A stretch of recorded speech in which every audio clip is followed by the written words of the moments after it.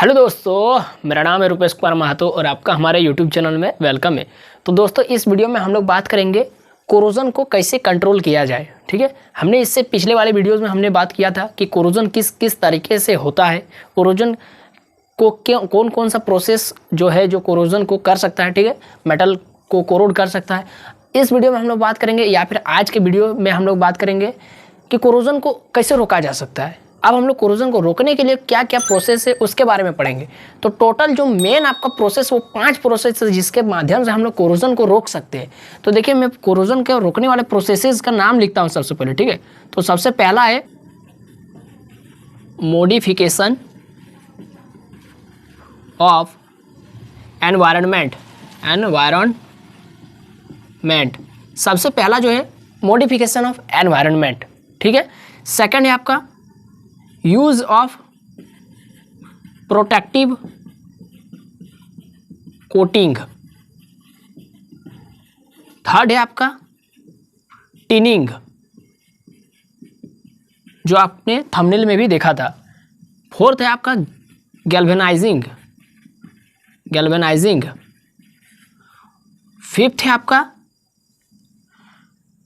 है आपका ये जो टिनिंग और गैल्वेनाइजिंग है ना, ये आपका यूज ऑफ प्रोटेक्टिव कोटिंग के ही अंदर में आ जाता है। तो अगर आप इसको काउंटिंग नहीं भी करेंगे फिर भी चलेगा। इसके अंदर में 2 चीज़ आता है, यूज ऑफ प्रोटेक्टिव कोटिंग के अंदर में टिनिंग आता है और गैल्वेनाइजिंग आता है। थर्ड है आपका सैक्रिफिशियल एनोडिक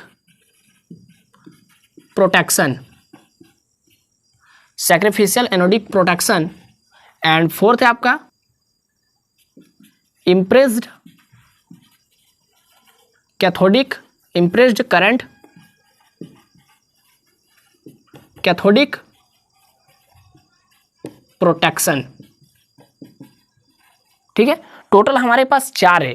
पहले है मॉडिफिकेशन ऑफ एनवायरनमेंट, सेकंड है आपका यूज ऑफ प्रोटेक्टिव कोटिंग जिसके अंदर में आपका आता है टिनिंग और गैल्वेनाइजिंग प्रोसेस, और तीसरा है आपका सैक्रिफिशियल एनोडिक प्रोटेक्शन। ठीक है, और फोर्थ है आपका, टोटल 4 ही गो है। ठीक है, 4 है आपका इम्प्रेस्ड करंट कैथोडिक प्रोटेक्शन। तो ये आपने देखा कि कोरोजन को कंट्रोल करने का कितने सारे प्रोसेस है। तो 4 प्रोसेस है। अब 4 में ही अंदर में 2 आता है, यानी टोटल आपका 1 2 3 4 5 टोटल हो जाते हैं। ठीक है, तो ये 5 प्रोसेस है जिनके बारे में हम लोग आज की वीडियो में और इससे आने वाले पार्ट यानी सेकंड पार्ट में खत्म कर देंगे। ठीक है, तो आज के वीडियो में हम बात करेंगे मॉडिफिकेशन ऑफ एनवायरनमेंट से किस तरीके से हम कोरोजन को कंट्रोल कर सकते हैं, यूज ऑफ प्रोटेक्टिव कोटिंग को देखेंगे जिसमें से आज ही के वीडियो में हम लोग टिनिंग प्रोसेस को भी पढ़ेंगे और गैल्वेनाइजिंग को भी पढ़ेंगे, और टिनिंग का हम लोग एक लेवल डायग्राम को भी समझेंगे और गैल्वेनाइजिंग का भी एक लेवल डायग्राम को भी देखेंगे। टिनिंग का हम लोग एप्लीकेशंस को कुछ देखेंगे, एडवांटेजेस को, और गैल्वेनाइजिंग में हम लोग कुछ एडवांटेजेस और कुछ डिसएडवांटेजेस दोनों पॉइंट को देखेंगे। ठीक है, और बाकी के ये जो सैक्रिफिशियल एनोडिक प्रोटेक्शन और इम्प्रेस्ड करंट कैथोडिक प्रोटेक्शन, ये दोनों प्रोसेस को हम लोग सेकंड पार्ट में देखेंगे। ठीक है, पार्ट नंबर 2 में देखेंगे। तो इतना आपको क्लियर हो गया। चलिए हम लोग वीडियो को आगे बढ़ाते हैं। चलिए आप वीडियो में कंटिन्यू लास्ट तक जरूर बने रहिएगा ताकि आपको ये सारा प्रोसेस समझ में आ जाएगा, और साथ ही साथ आप नोट्स बनाते चलिए। ठीक, मैं लिखूंगा, आप उसको पॉज करके लिखना है। ठीक है, तो चलिए आगे बढ़ते हैं हम लोग। इसको स्क्रीनशॉट लेना है तो ले सकते हैं। तो दोस्तों चलिए हम लोग देखते हैं मॉडिफिकेशन ऑफ एनवायरनमेंट से क्या होता है, यानी वातावरण का संशोधन। ठीक है, तो इसमें देखते हैं कि मेटल को कोरोड होने से कैसे बचाया जा सकता है। तो कुछ पॉइंट मैं लिखूंगा जिससे हम लोग मेटल को कोरोजन से बचा सकते हैं। तो सबसे पहला पॉइंट वाइज लिखते हैं ताकि आपको याद करने में दिक्कत ना होगी। सबसे पहले लिखते हैं कि जो हमारा मेटल है, metal should not be exposed to acids. जो हमारा मेटल है उसको एसिड के संपर्क में नहीं लाना है। ठीक है, जिससे हम कोरोजन को रोक सकते हैं। सेकंड है आपका solids should not be passed through electric current.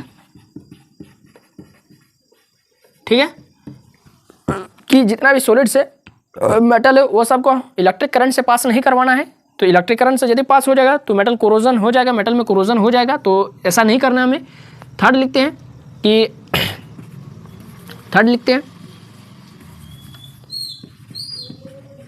Dissolved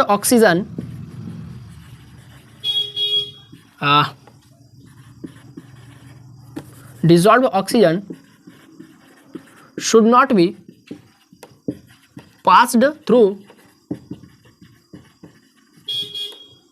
dissolved oxygen should not be passed through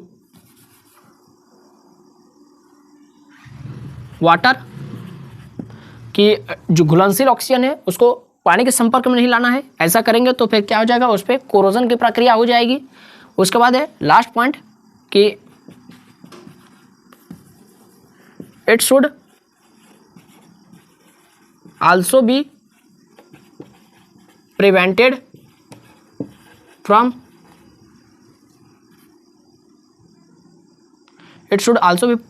from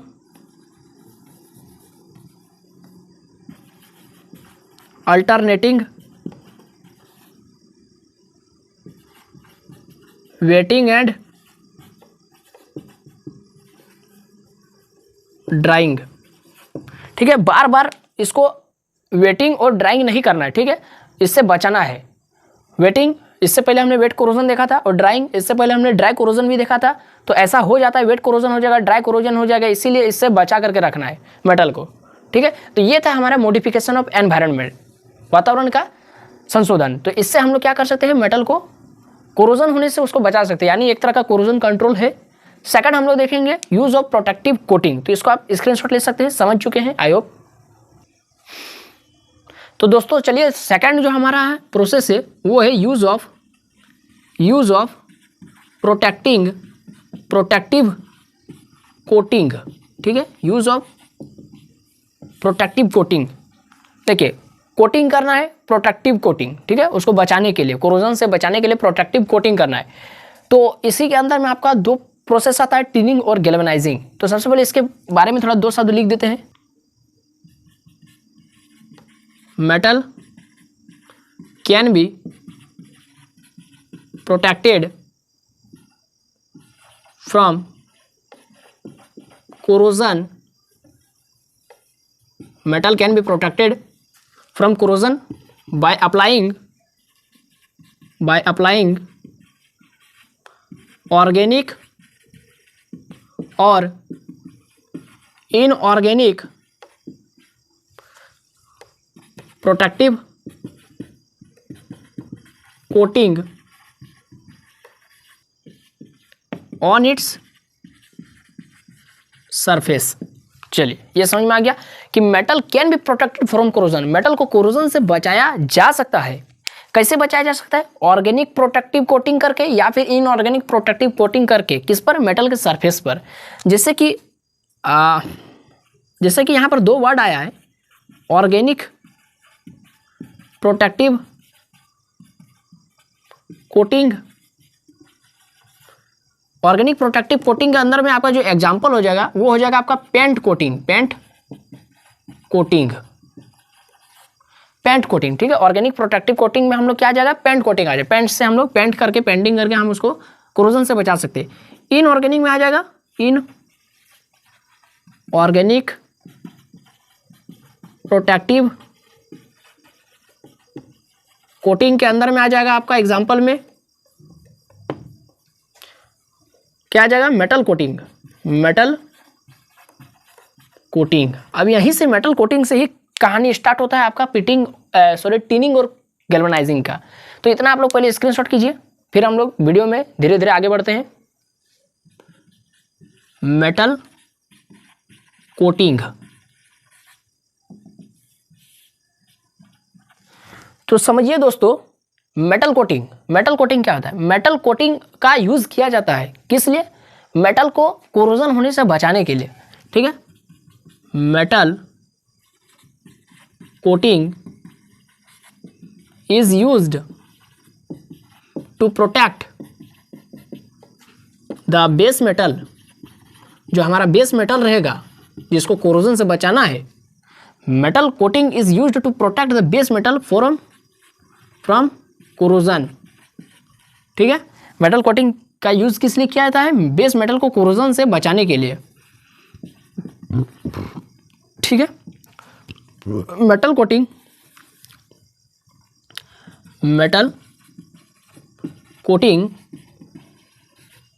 process is obtained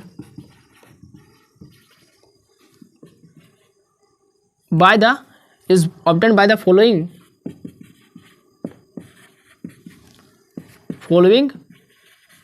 processes, ठीक है।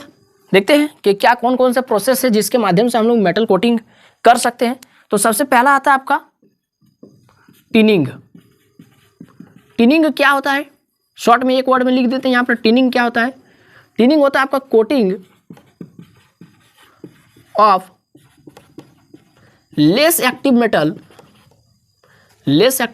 मेटल लाइक, नाम से ही यहाँ पर टिनिंग है, यानी लाइक टीन, एसन टीन, ठीक है। समझ में आ गया टिनिंग। सेकंड है आपका, इसी मेटल कोटिंग किया जाता है टिनिंग प्रोसेस के माध्यम से। और दूसरा मोस्ट फेमस गैल्वेनाइजिंग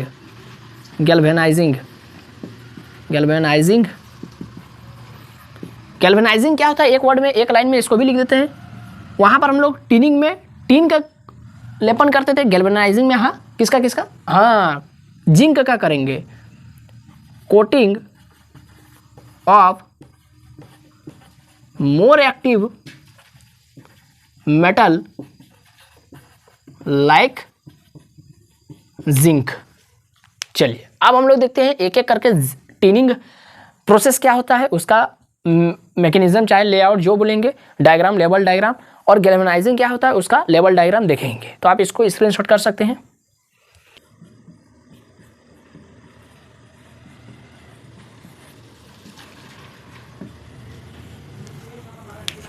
तो समझते हैं दोस्तों टिनिंग क्या होता है, ठीक है।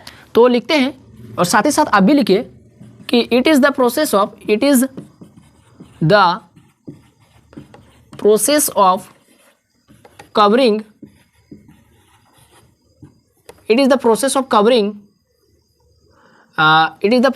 Covering of sheet of steel और आयरन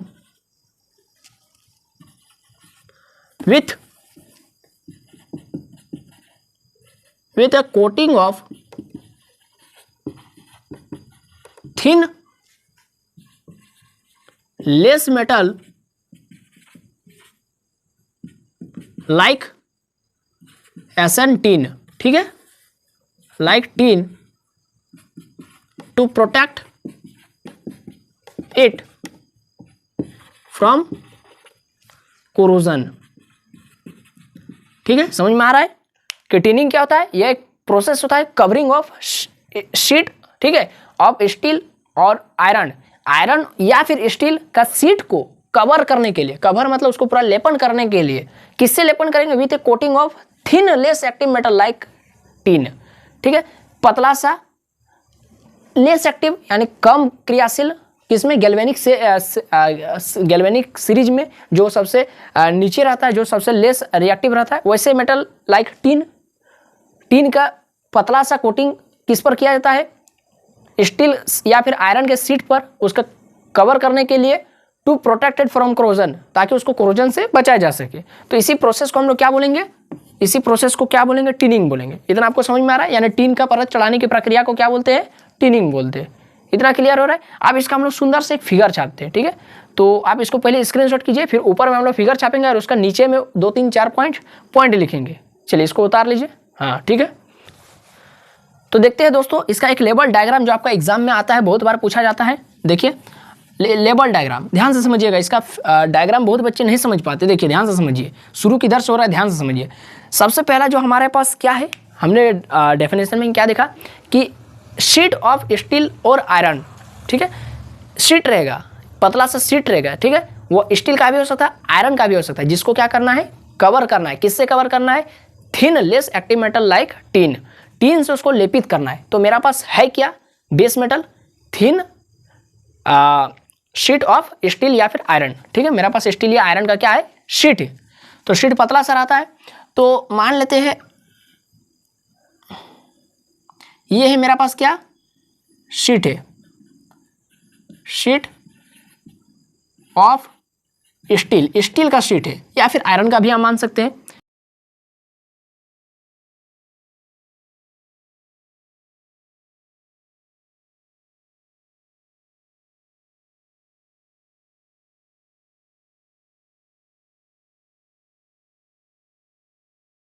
अब ये कोई करंट का बैटरी नहीं समझ लीजिए। ठीक है, इस तरह से ये एक बहुत पतला सा क्या है, बहुत पतला सा चेंबर है। ठीक है, जहां से होकर गुजर रहा है, नली जैसा समझ लीजिए। ठीक है, ये जो है ये वाला यहाँ पर जो डीप है, यहाँ पर ये जो सॉल्यूशन घुला हुआ है ये एसन टीन का है।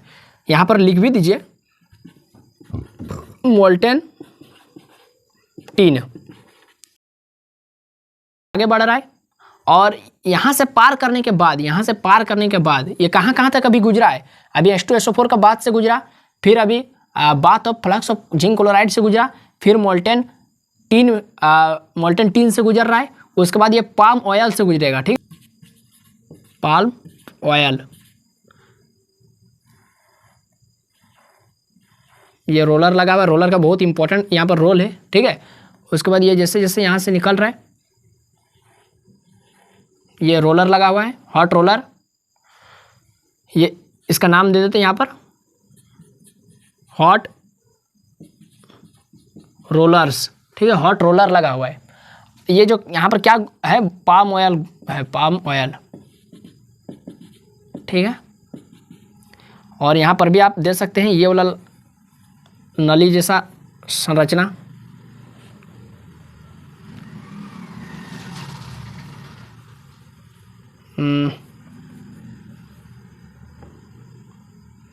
ये यहाँ से जाएगा तो ये है। ठीक है, चलिए आगे देखते हैं। ये आपका रेडी हो गया, यहाँ पर पाम ऑयल है। ठीक है, ये आपका रेडी हो गया। बोल रहे टिनिंग प्रोसेस का जो लेवल डायग्राम है वो रेडी हो गया। अब यहाँ पर समझने वाली बात बहुत ज़्यादा कुछ नहीं है। ठीक है, यहाँ पर समझने वाली बात ये है कि यहाँ पर रोलर का क्या काम है, यहाँ पर मतलब कौन सा एरिया में क्या काम हो रहा है। जैसे बात ऑफ डाइल्यूट H2SO4 क्या कर रहा है ना, उसके बाद यहाँ पर मोल्टेन टीन क्या कर रहा है, उसके बाद बात of flux of zinc chloride क्या कर रहा है, उसके बाद साथ ही साथ यहाँ पर जो ये है मोल्टेन टीन, उसके बाद पाम ऑयल, ये सब क्या रोलर, हॉट रोलर, ये करता क्या है। ठीक है, ये सब के बारे में यहाँ पर हम लोग जानेंगे। तो पॉइंट बाय पॉइंट लिखते चलते हैं, पॉइंट बाय पॉइंट लिखते चलते हैं। क्या लिखेंगे, लिखेंगे कि the sheet of steel to be protect coating या फिर टू बी प्रोटेक्टेड, जो भी लिखना है, टू बी प्रोटेक्टेड, जिसको संरक्षित करना है, इज फर्स्ट क्लीन, उसको क्या करना पड़ेगा, सबसे पहले साफ करना पड़ेगा। ठीक है, इन बाथ ऑफ डाइल्यूट H2SO4। ठीक है, बाथ ऑफ H2SO4 में हम क्या करेंगे, उसको शीट, जो भी आपका शीट है ना, शीट ऑफ स्टील है, उसको H2SO4 के बाद में क्या करेंगे, उसको डीप करेंगे। Steel to be prevented, steel sheet of steel is dipped, उसका डीप करना पड़ेगा। टू बी प्रिवेंटेड, जिसको संरक्षित करना है, जिसको कोटिंग करना है, इज फर्स्ट क्लीन, उसको सबसे पहले क्या करना पड़ेगा, साफ करना पड़ेगा। इन बात ऑफ डाइल्यूट H2SO4 का बात में, किस लिए, टू रिमूव ऑक्साइड फिल्म, और इम्प्योरिटीज, इफ एनी, अगर कोई इम्प्योरिटीज है तो उसको साफ करने के लिए। ठीक है, सेकंड पॉइंट लिखेंगे, इट इज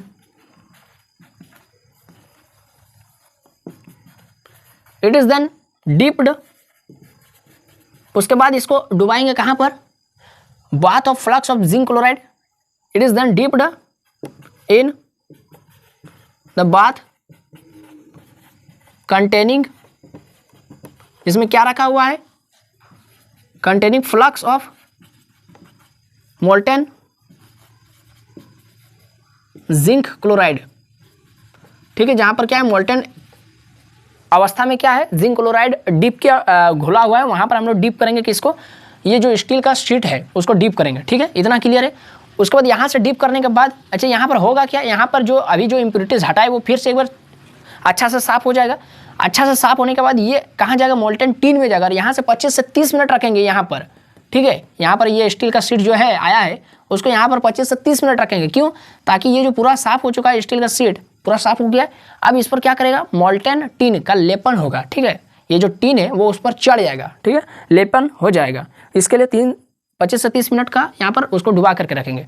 फिर जैसे ये इस पर चढ़ गया उसका यानी लेपन हो गया, फिर इसको निकाल के पाम ऑयल में डालेंगे। पाम ऑयल में क्यों पाम ऑयल में डालेंगे, हम डायरेक्ट क्यों नहीं निकाल लेते, पाम ऑयल में डालने से क्या होगा, ये जो मोल्टेन अभी जो हॉट मोल्टेन टीन है का जो सरफेस लेयर जो बना हुआ है, ये जो चढ़ा हुआ है, वो फिर से एयर का कॉन्टैक्ट में आकर ऑक्सीडेशन ना कर ले, इसलिए पाम ऑयल में उसको डुबा के उठाएंगे तो बढ़िया से वो क्या होगा, ऑक्सीडेशन नहीं होगा, ठीक है, वो ऑक्सीडेशन उसमें नहीं होगा, बस उसके बाद मेरा प्रोटेक्ट हो जाएगा स्टील का शीट, ठीक है। तो ये 2 पॉइंट हुआ, और लिखते हैं 1-2 पॉइंट, तो आप इसको स्क्रीनशॉट कर सकते हैं, फिगर को मैं अभी नहीं मिटाऊंगा, ठीक है। तीसरा पॉइंट देखते हैं दोस्तों, तीसरा पॉइंट यहाँ कहाँ तक अभी आया है, अभी बात of flux of zinc chloride तक आया है, ठीक है। उसके बाद देन इट इज डीप्ड, उसके बाद इसको कहाँ पर डुबाएंगे, डीप्ड फॉर 20 to 30 मिनट्स, ठीक है, 20 से 30 मिनट के लिए हम इसको कहाँ पर डुबाएंगे, इन द मोल्टेन टीन, ठीक है, मोल्टेन टीन में डुबाएंगे, डीप करेंगे, ठीक है, मोल्टेन टीन में डुबा दिए। उसके बाद उसको डुबाने के बाद उसको फिर कहाँ पर लाएंगे, उसको यहाँ पर रोलर दे दीजिए, ठीक है, डुबाने के बाद उसको कहाँ पर लाएंगे, पाल्म ऑयल, एंड फाइनली क्या लिखेंगे, finally it is dipped in the palm oil. Palm oil में डुबाने से क्या होगा, finally it is dipped in the palm oil to protect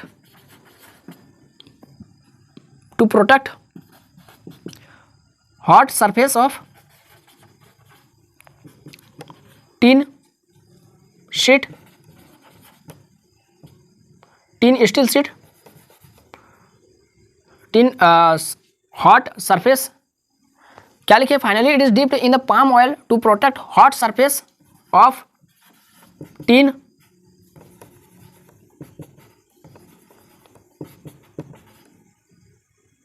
ठीक है, to protect hot surface of tin from oxidation. उसको ऑक्सीडेशन से रोकने के लिए हम उसको क्या करेंगे, पाम ऑयल से होकर गुजारेंगे, ठीक है, पाम ऑयल से होकर गुजारेंगे।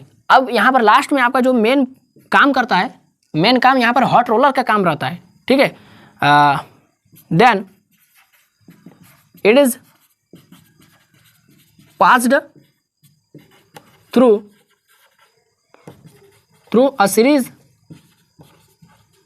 a series of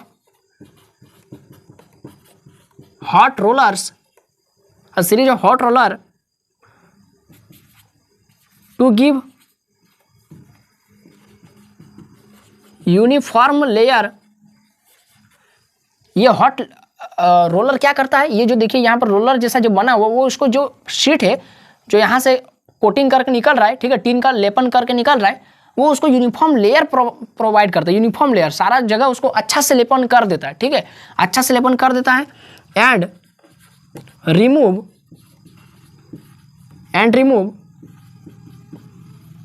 access of tin, और जो बचा कुचा जो टीन इस पर जो बच गया टीन का लेयर वो उसको हटा देता है, रिमूव कर देता है, ठीक है।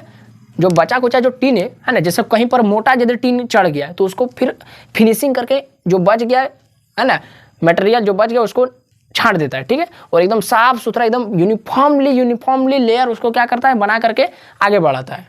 तो ये होता है टीनिंग प्रोसेस। ये आपको लगभग क्लियर हो चुका होगा। अब इसका कुछ एप्लीकेशन देख लेते हैं कि ये जो टीनिंग प्रोसेस का यूज करके इसका मतलब किस काम में इसको लगाया जाता है। ठीक है, तो चलिए इसको पहले आप फिगर को भी एक बार स्क्रीनशॉट कर लीजिए और तीनों पॉइंट को भी स्क्रीनशॉट कर लीजिए। ये आपका प्रोसेस हो चुका है खत्म। थोड़ा इसका एप्लीकेशंस के बारे में देख लेते हैं।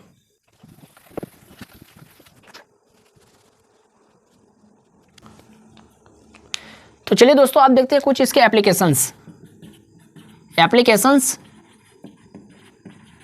ऑफ टिनिंग के कुछ एप्लीकेशंस देखते हैं, टिनिंग प्रोसेस का एप्लीकेशंस। तो इसका सबसे पहला जो एप्लीकेशन है टू मेक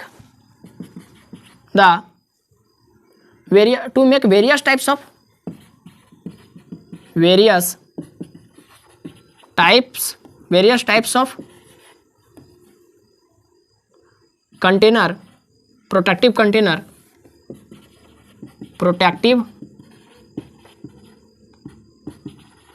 कंटेनर्स फॉर या फिर of for food items.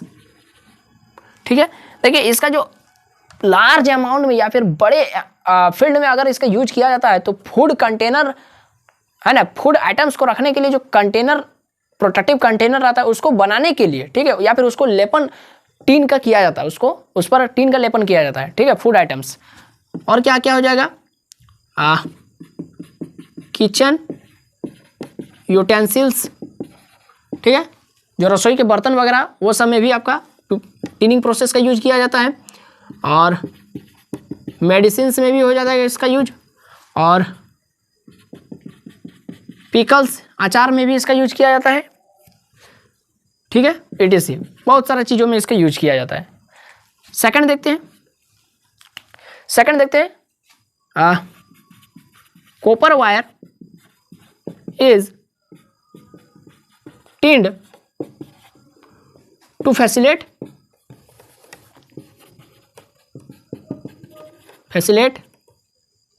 Soldering.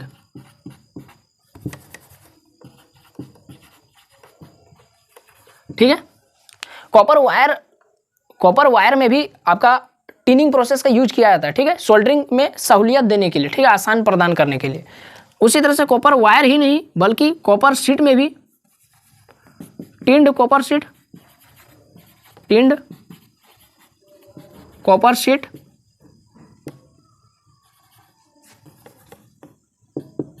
is used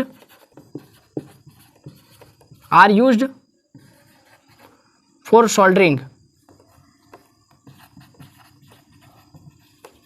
ठीक है, कॉपर का शीट का भी सोल्डरिंग करने के लिए यूज किया जाता है टिनिंग प्रोसेस के माध्यम से। ठीक है, टिनिंग पहले कर लिया जाता है, कॉपर का शीट को टिन कर लिया जाता है, यानी टिन का लेपन कर लिया जाता है, उसके बाद उसको सोल्डरिंग में भी आसान से सोल्डरिंग किया जा सकता है। तो ये था कुछ एप्लीकेशंस। ठीक है, इसके बाद हम लोग देखते हैं गैल्वेनाइजिंग, मोस्ट इंपॉर्टेंट, मोस्ट आपका एग्जाम के पॉइंट ऑफ व्यू से, तो इसको भी आप स्क्रीनशॉट ले सकते हैं।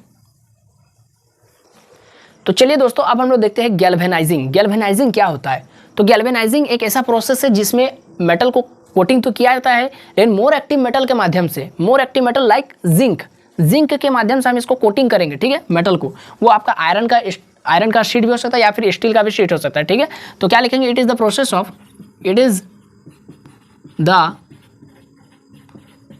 Of covering sheets of steel और iron with coating of more active metal like zinc to protect it from corrosion। ठीक है, कोरोजन से बचाने के लिए इसको जिंक का लेपन कराया जाता है। ठीक है, कि इसको शीट ऑफ स्टील या फिर आयरन को। तो ये एक प्रोसेस होता है जिसके माध्यम से कोरोजन से बचाने के लिए स्टील का शीट या फिर आयरन को जिंक का लेपन कराया जाता है। ठीक है, जिंक क्या है, मोर एक्टिव मेटल है गैल्वेनिक सीरीज में। इसको भी आप स्क्रीनशॉट ले सकते हैं। अब इसका भी एक लेवल डायग्राम हम लोग बनाएंगे और उसको भी समझेंगे, वो भी बहुत हार्ड है, ठीक है। तो चलिए दोस्तों, अब हम लोग एक लेवल डायग्राम बनाते हैं गैल्वेनाइजिंग प्रोसेस का। लेवल डायग्राम में इसमें देखिए ये बहुत आसान तरीके से भी अगर आप सोचेंगे तो ये बहुत आसान है, ठीक है, टिनिंग से आसान है। ये एक क्या है, बात है, ये एक बात है जहाँ पर क्या रखा हुआ है या फिर क्या डिजोल्व, क्या घुला हुआ है। यहाँ पर है आपका क्या है, आपका डाइल्यूट H2SO4।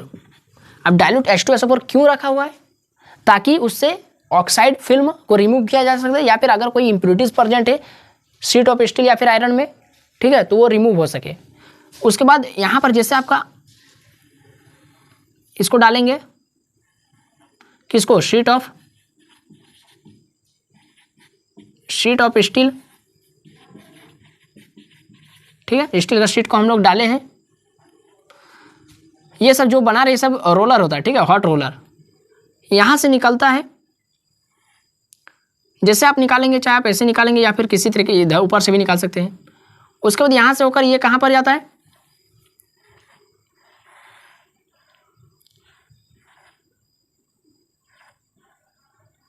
फिर ये दूसरे चैम्बर में जाता है जिसमें क्या रखा हुआ है,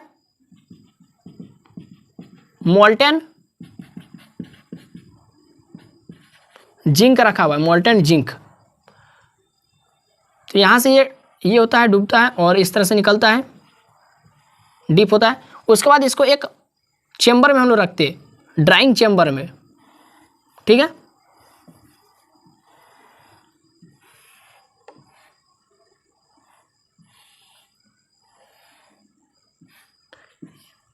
ये यहाँ से इस तरह से आया,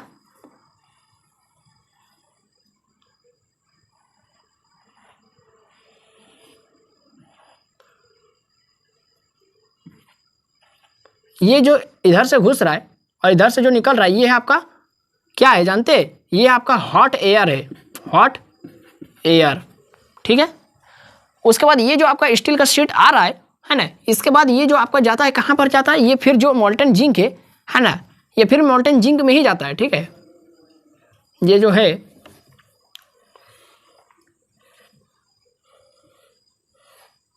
फिर मोल्टेन जिंक में ही जाता है।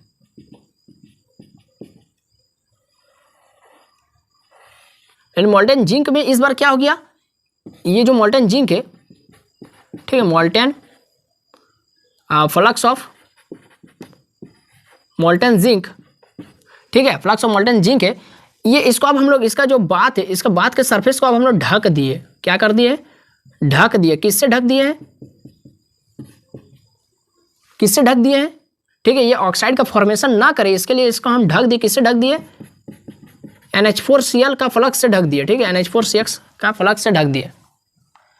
ढक देने के बाद अब इसको क्या करेंगे हम लोग, ध्यान से समझिए, ठीक है। इसके बाद हम लोग इसको किस में डालेंगे, अब इसको हम लोग एक इसमें डालेंगे, एक चेंबर में डालेंगे, ठीक है। ये यहाँ पर एक चेंबर बना हुआ है,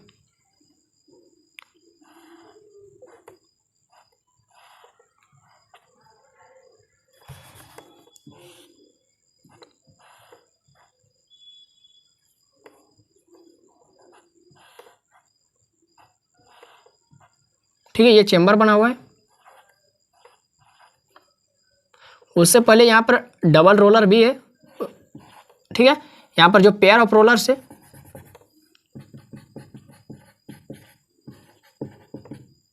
ये क्या है आपका, pairs of hot roller, pairs of hot roller. और ये जो है आपका, अच्छा इसका नाम नहीं लिखे ना, ड्राइंग चेंबर, ड्राइंग चेंबर। और ये है आपका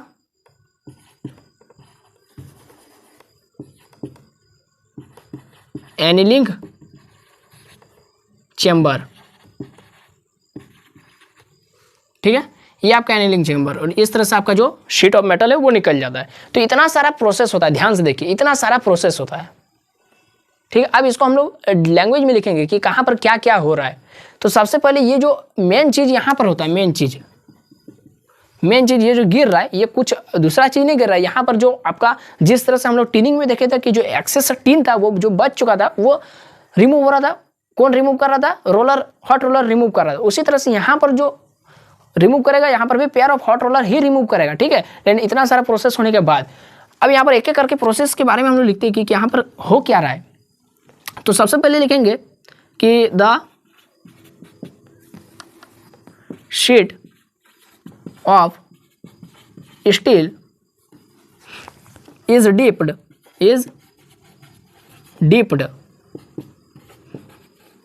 to be prevented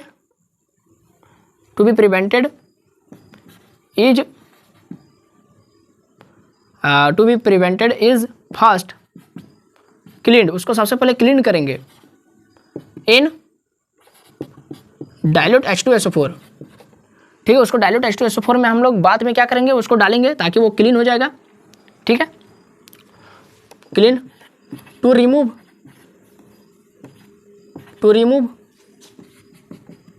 oxide film और इम्प्योरिटीज इफ एनी, अगर कोई इम्प्योरिटीज है तो वो सबको भी रिमूव करने के लिए उसको हम लोग क्या करेंगे, और साथ ही साथ उसको क्लीन करने के लिए डाइल्यूट H2SO4 का बाद में डालेंगे। सेकंड स्टेप में क्या होता है? सेकंड स्टेप में then it is dipped in the bath containing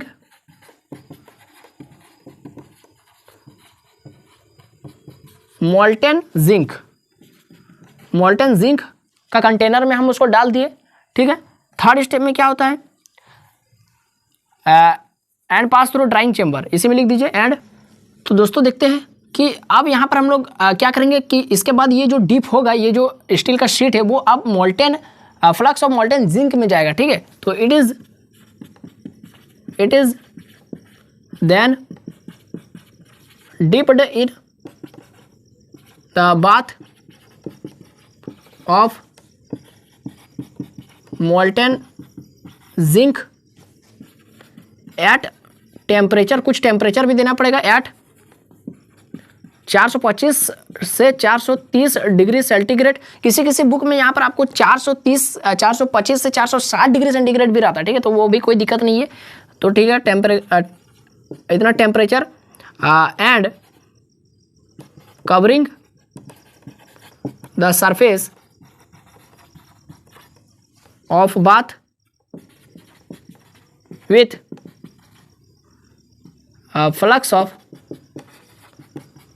ammonium chloride, ठीक है। अमोनियम क्लोराइड फ्लक्स से आप इसका बात को यानी इसका जो ढक्कन हम लोग ढक दिए, ठीक है, ताकि टू अगेंस्ट ऑक्सीडेशन, ताकि ये ऑक्सीडेशन ना हो सके, ठीक है, ताकि ये मोल्टेन जिंक जो है ना वो ऑक्साइड ना हो सके, ऑक्सीडेशन ना कर सके। उसके बाद हम लोग देखते हैं कि ये जो उसके बाद रोलर से जाएगा, ठीक है, रोलर से जाएगा, pair of roller. It is then dipped या फिर it is then passed through pair of rollers, pair of hot rollers, ठीक है। हॉट रोलर के पेयर यानी हॉट रोलर से गुजरेगा, ठीक है। क्यों गुजरेगा? To give uniform layer of zinc, ताकि क्या हो सके, जिंक का यूनिफॉर्म लेयर चढ़ सके उस स्टील का शीट में, ठीक है। एंड रिमूव, वो जो गिर रहा है वो क्या गिर रहा है, and remove excess of zinc, और जो ज़्यादा यदि जिंक लेपन हो गया है तो उसको ये जो रोलर छांट के उसको अलग कर देगा, ठीक है। और लास्ट में एक पॉइंट आप लोग खुद से लिख लीजिएगा कि यहाँ पर क्या होगा, ये एनेलिंग चेम्बर क्या करता है, ये एनेलिंग चेम्बर जो है ना, ये यहाँ पर ये जो चेम्बर लगा हुआ है ये आपको मनचाहा जितना भी साइज का आपको क्या चाहिए, ये जो शीट चाहिए वो आपको मिल जाएगा, ठीक है। जितना साइज का आपको चाहिए, ज़्यादा मोटा चाहिए तो मोटा भी मिलेगा, पतला चाहिए और पतला चाहिए तो और पतला देगा। तो ये आप लोग खुद से लिख लीजिएगा। तो यहाँ पर आपका गैल्वेनाइजिंग आपका प्रोसेस वो भी खत्म हो जाता है। अब इसका थोड़ा सा हम लोग क्या देखेंगे, इसके एडवांटेजेस और डिसएडवांटेजेस को देख लेंगे कि गैल्वेनाइजिंग का एडवांटेजेस क्या है और डिसएडवांटेजेस, इसका एक बहुत फेमस डिसएडवांटेज है उसको भी देखेंगे। तो इसको आप स्क्रीनशॉट कर लीजिए। तो चलिए दोस्तों, इसका कुछ एप्लीकेशंस यानी एडवांटेजेस और डिसएडवांटेजेस को देखते हैं जो मोस्ट फेमस है। तो इसके एडवांटेजेस एप्लीकेशन में देखिए कि इसका यूज जो किया जाता है प्रोटेक्टिंग करने के लिए, आयरन को प्रोटेक्टिंग करने के लिए, ताकि वो एटमॉस्फेयर के संपर्क में ना आ सके, है ना। रफिंग सीट्स छत की दीवारों में इसका यूज किया जाता है। फेंसिंग पाइप्स बनाने में, बॉल्स नट बॉल्स में, नेल काटियों में यूज किया जाता है, स्क्रू, ठीक है, वो सब में यूज किया जाता है, ठीक है, कोटिंग करने के लिए। डिसएडवांटेज ये है, मोस्ट इंपॉर्टेंट डिसएडवांटेज ये है कि इसका यूज जो है ना वो किचन के यूटेंसिल्स यानी बर्तन बनाने में नहीं किया जाता है। क्यों नहीं किया जाता? क्योंकि जिंक जो है ना वो मोर एक्टिव मेटल है। क्या है? मोर एक्टिव मेटल, जो क्या करता है, खाने के बर्तन जो आपका लगभग कॉपर के रहते हैं, वे कॉपर, ये जो जिंक है वो कॉपर के साथ रिएक्ट करके जहरीले जिंक का कंपाउंड का फॉर्मेशन कर देता है, जो हमारे फूड कंटेंट यानी फूड आइटम्स को क्या कर देते हैं, विषैले बना देते हैं, ठीक है, poison, which will poison the food content, ठीक है। तो ये वीडियो आपको कैसा लगा आप हमको कमेंट बॉक्स में जरूर बताइए। वीडियो अच्छा लगा होगा तो लाइक करना है, अपने दोस्तों में वीडियो को लिंक को फैला देना है, और अगर आप हमारे चैनल पर नए आए तो चैनल को सब्सक्राइब कर लीजिए, ताकि इसके नेक्स्ट वाला पार्ट जिसमें हम लोग बात करेंगे सैक्रिफिशियल एनोडिक प्रोटेक्शन और इम्प्रेस्ड करंट कैथोडिक प्रोटेक्शन। तो बस अभी के लिए इतना ही, फिर मिलते हैं नए वीडियो में नए टॉपिक के साथ। तब तक के लिए पढ़ते रहे। जय हिंद, वंदे मातरम।